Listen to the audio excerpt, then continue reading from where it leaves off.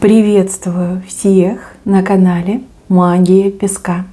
Мои дорогие любимые зрители, меня зовут Ольга, и сегодня для вас я сделаю отсыпочку на такую тему. Кто сегодня думал о вас? Кто сегодня вас вспоминал? Загадайте, пожалуйста, на себя, и пусть нужная и важная информация вам, мои хорошие, обязательно откроется. Я прошу высшие силы дать мне возможность ответить на все ваши вопросы и послать для вас только лишь самую важную, нужную и полезную информацию. Пусть ваши силы под моими руками будет то, что сейчас не скрыто, то, что знать. Тут не один человек. Вот тут вы кого-то предупреждали, человек вас не послушал, а теперь человеку так плохо. Человек сам себя ругает и говорит: да как же так, ну почему я такой глупый, либо такая глупая, почему не послушался, почему не приняла к сведению. Да, кому-то очень плохо. Вы предупреждали, вы предсказывали, вы пророчили, а человек отмахивался и говорил: я лучше знаю, ничего там страшного не будет, ничего плохого не случится. И вот оно плохое произошло. И человек сидит и занимается самобичеванием. Вас вспоминает, кстати, с добротой, потому что только лишь сейчас человек оценил, насколько вы хорошо к нему либо к ней относитесь, и что вы действительно хотели помочь. А еще человек как будто бы сам себе говорит, либо перед вашим образом клянется, что будет только лишь вас слушаться, только вам верить и вам доверять. И больше никакой вот такой вот самодеятельности. Да, кто-то попал в переплет, либо, может, заболел человек, может, вы предупреждали, там, не ходи без шапки, либо одевайся по сезону. Человек заболел, теперь плохо и думает о вас, и о том, как вы были правы, и как человек был неправ, что вас не послушался. Может быть, другая причина, да, другой пример. Вот вышла именно такая информация. Так, с этим разобрались, давайте к этому перейдем. Здесь мужчина, 100% мужчина, такая фигурка, прям конкретная. У мужчины, возможно, лишний вес, либо сам по себе мужчина такой крупный. Мужчина далеко от вас находится, прям разделяют вас тут конкретные дороги, конкретное расстояние. И этот мужчина сегодня и думал, и вспоминал, и мечтал, и даже вот какие-то планы строил по поводу того, как вернуть вас, либо как самому вернуться в вашу жизнь. Не знаю, что вас там развело, либо вы сами расстались, либо судьба развела. Но вот мужчина, прожив все это время без вас, с горечью думает о том, что это была большая ошибка. Большая ошибка с вами расставаться, разлучаться, либо, например, вести себя как-то пассивно, неактивно. Может быть, вы общались, встречались. Возможно, был выбор сойтись, быть вместе, либо каждый останется в своей стороне. Мужчина, может быть, сплоховал, испугался, не был решительным, либо какого-то другого человека послушал с дурными советами, и теперь он без вас, и как сирота мне идет. Сирота, некому и голову преклонить, и грустно, и печально, и никого похожего на вас даже близко не смог найти. Страдает от одиночества, но строит планы на то, чтобы как-то вернуться, либо вас вернуть, уговорить, может быть, выпросить у вас прощения, попросить второй шанс, а может быть даже уже и третий. И еще этот мужчина очень сильно разочаровался сам в себе в плане того, что какой я слабохарактерный, либо безвольный, либо какой я нерешительный, разве так можно? Конечно. Какая женщина захочет иметь отношения с кем-то таким прям слабым, да? Планы у него очень грандиозные, он о кольце думает, причем тут не одно кольцо, а 2 кольца. Это 100% брак. Да? Либо восстановить брачные отношения, если это ваш бывший супруг, либо довести все до брака, да, чтобы обменяться кольцами, чтобы все было чин-чинарем, чтобы законно стать вашим супругом, и чтобы вы были его супругой. Прям такие даже мысли у него в голове. Какие-то кольца, то ли дизайн сам придумывает, то ли хочет прям что-то очень дорогое, уникальное, да, чтобы прям показать свою любовь, либо силу вашей взаимной любви. Планы, конечно, серьезные. Не знаю, получится у него или нет. Давайте посмотрим, получится или нет. Прям интересно. Почему-то мне идет, что вы точно знакомы и точно между вами что-то было. Мужчина такой, вспоминайте, коренастый, плотненький, либо с лишним весом, может быть, немножко, может, он зажирел без вас, может быть, какой-то малоподвижный образ жизни, ну, а может быть, от горя, да, от одиночества разъелся. Давайте посмотрим, его планы исполнятся, вот то, что он задумал. Якорь. Я же говорю, хорошее задумал, семейное задумал. Да, но не сразу, понимаете, с якорем, как сказать, якорь лежит на дне. То есть ситуация настолько вот зафиксировалась, настолько она стала стабильной в негативном смысле этого слова, что очень сложно будет что-то прямо сейчас делать. Да, это нужно якорь поднять, это нужно расправить паруса, это же нужно плыть в вашу сторону, да, доплыть, чтобы сделать вам это предложение. Плюс, возможно, могут быть какие-то проблемы с семьей, в семье, либо сам по себе человек еще не до конца оформил, допустим, развод, да, не развелся. Может, уже формально они давным-давно не живут, но он как бы до сих пор может быть связан по документам с другой женщиной. Вот. Мужчине еще нужно над собой поработать, мужчине еще нужно на крыло стать, то есть может больше зарабатывать, либо как-то в карьере вырасти. Но потом я вижу, что он все-таки будет реализовывать свои планы, и преград у него не будет. Так прям показали четко. Хорошо, а стоит ли вам думать об этом мужчине, либо рассчитывать на этого мужчину? Да? Давайте еще так зададим вопрос. Потому что я не вижу вашей позиции, либо вашего отношения к этому мужчине. Хотя у него, конечно, очень все серьезно к вам. Ну, возможно, это именно то, чего вы так долго от него и ждали. Знаете, складывается впечатление, что вы очень долго ждали, потом вы, возможно, разочаровались, посчитали его каким-то действительно трусом, предателем, тихушником, и, возможно, вы с ним сами разорвали связь. Но до сих пор у вас к нему какие-то чувства сохраняются. То есть, если вы свободны, то, наверное, таки вы тоже о нем думаете и в глубине души надеетесь. Ну хорошо, будет ли между вами союз? Да, вот эти два кольца, они проиграются в ваших жизнях, его и вашей? Эти два кольца проиграются? Ну да, общий дом. Я даже больше не хочу доставать карты. Сама по себе карта дом говорит, что да. Вы можете жить одним домом, вы можете стать семьей, причем семьей очень счастливой. Но опять же, на это время уйдет. Это не событие завтрашнего дня, не событие порога, не событие самого ближайшего будущего. Мужчине предстоит еще очень многое сделать. Да? Он должен быть достоин вас. Он должен иметь что-то у себя как за душой, чтобы вам предложить. Это не должны быть пустые голословные там, высказывания, предложения. Это должна быть конкретика. И конкретика вполне себе оформленная. Вот. Пустые разговоры, ну а к чему они приведут?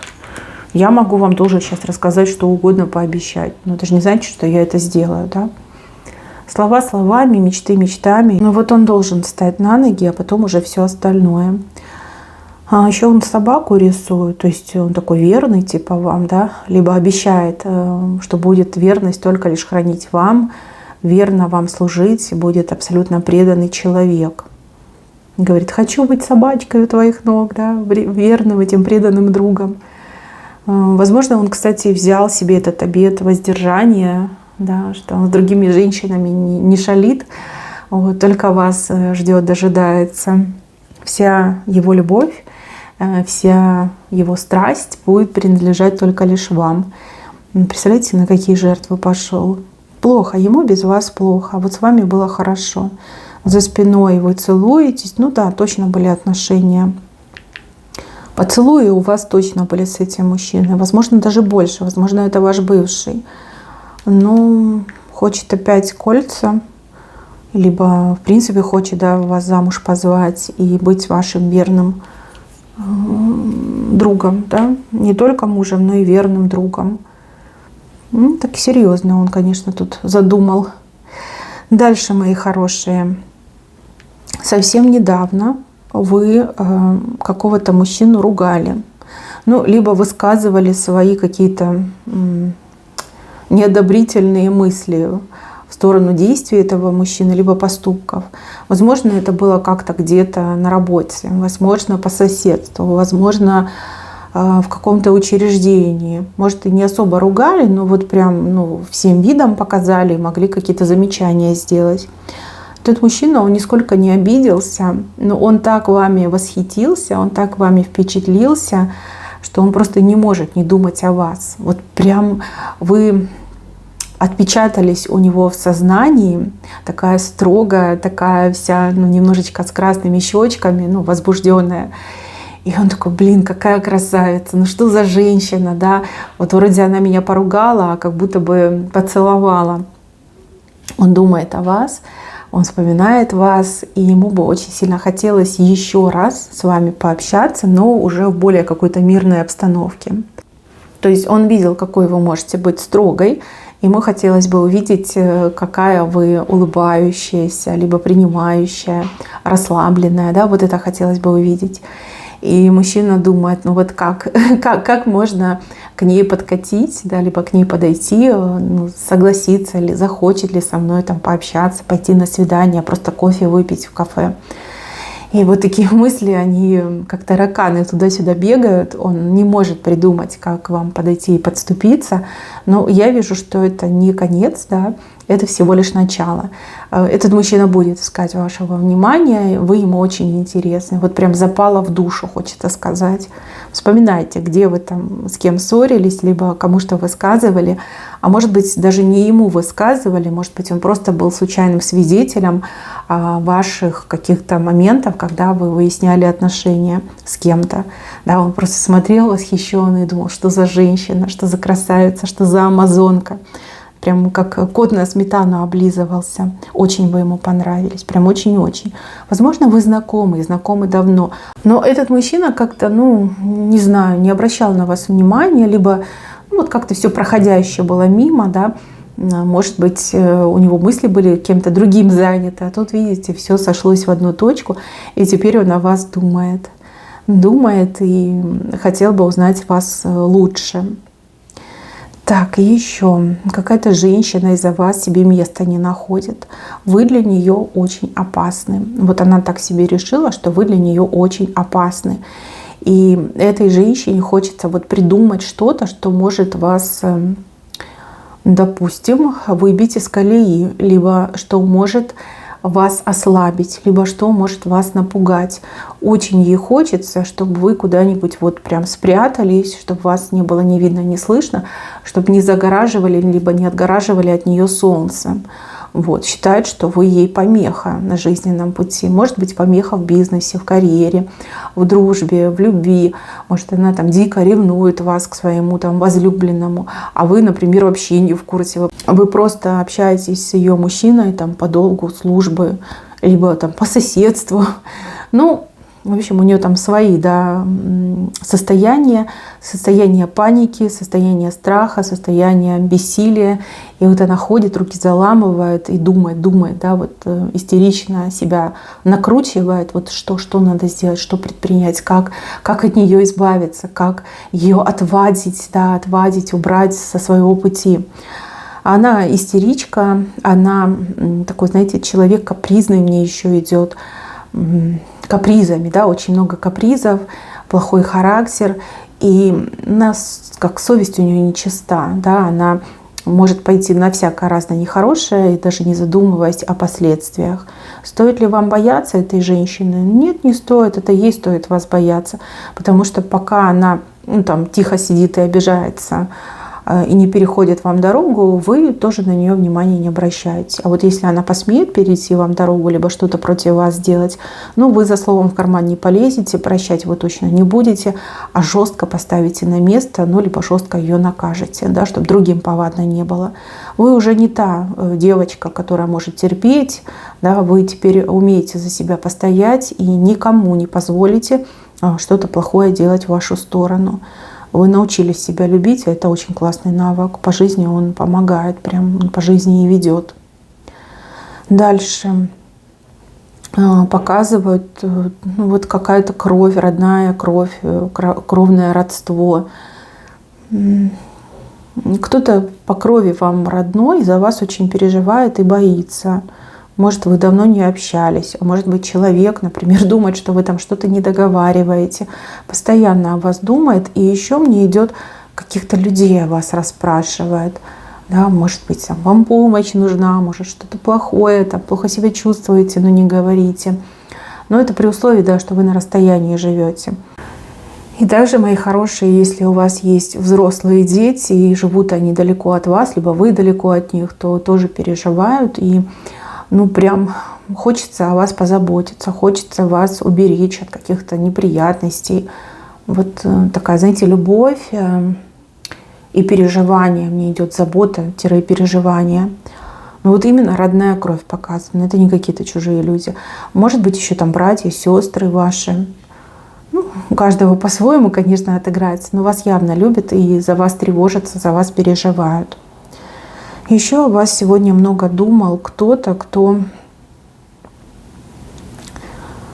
очень похоже, что не свободен. Да? Возможно, человек женат, возможно, человек имеет большую семью. Возможно, у человека несвобода проявляется, опять же, не в семейном статусе, а в том, что там долг, служба, да, у человека. И он не свободен жить свою жизнь, либо поступать так, как хочется, потому что есть вот этот долг, да, долг, который нужно в первую очередь отдавать. Скорее всего, как-то служба мне идет. Может, человек военный, военным делом занят. Может быть, какая-то работа такая ответственная, что вот прям ты сидишь прикован к одному месту и вообще двинуться не можешь. Этот человек думал о вас как о какой-то отдушине, как о чем-то светлом, добром, что есть в его жизни и судьбе. То есть вы для него момент, когда он может, мысли вернее о вас, это тот момент, когда он может переключиться и расслабиться, когда он может выдохнуть даже какие-то напряжения, стресс, либо даже какую-то боль. Может быть, действительно, вот семейный человек, там, с женой поругался, лежит о вас, мечтает, представляет, да. Может, это какая-то тайная любовь, да, неафишируемая любовь, но она есть. То есть, судя по всему, у вас есть тайный поклонник. Либо человек, который действительно вот скрывает свои чувства, не знаю уж по какой причине, там, боится проявиться в вашу сторону. Часто о вас мечтает именно, да, в мечтах он там с вами и хорошо проводит время, то есть как бы очень тянется его душа к вашей душе. То есть это и любовь может отыграться, и родство душ, и в принципе вы как человек очень ему приятный, и поэтому вот это притяжение существует. Так, мои хорошие, на этом у меня все. Берегите себя. Всем спасибо за внимание. Всем пока-пока.